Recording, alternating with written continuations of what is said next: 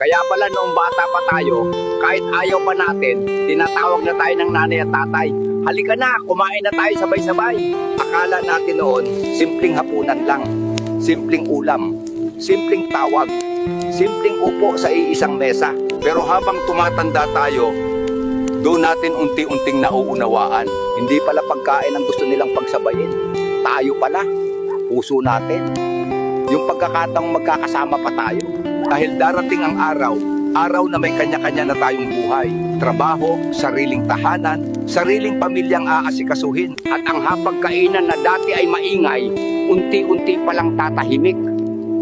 Kaya pala nila tayo pinipilit noon. Kasi darating ang araw na mamimiss natin ang mga upuang bakante, ang tawanan, yung simpleng tanong na, kumain ka na ba anak?